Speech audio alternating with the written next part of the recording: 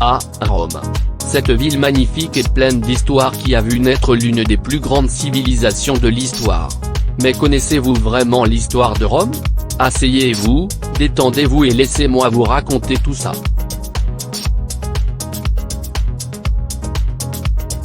Tout d'abord, nous devons remonter à la légende de la fondation de Rome.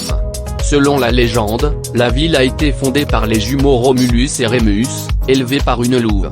Mais franchement, qui croit encore à cette histoire? Même si pour ma part je trouve l'histoire de Romulus et Rémus beaucoup plus séduisante, dites-nous en commentaire laquelle préférez-vous?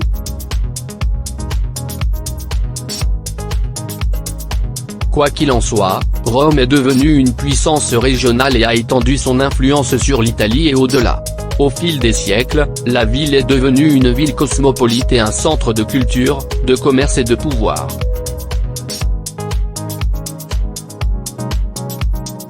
L'Empire romain, dirigé par des empereurs tels que Jules César, Auguste et Trajan, est devenu l'une des plus grandes puissances de l'histoire.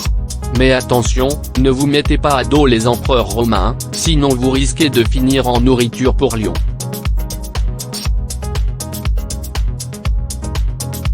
Le Colisée, un amphithéâtre construit au 1er siècle de notre ère, a été le lieu de combats de gladiateurs, de spectacles publics et de batailles sanglantes.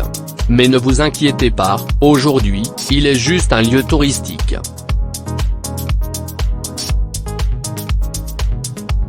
La ville de Rome a également été le foyer de grands artistes tels que Michel-Ange, qui a créé des œuvres d'art spectaculaires, comme la chapelle Sixtine.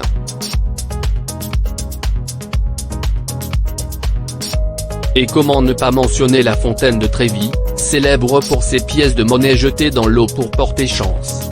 Mais attention, jeter des pièces dans la fontaine ne garantit pas une vie heureuse, cela garantit juste un nettoyage régulier de la fontaine.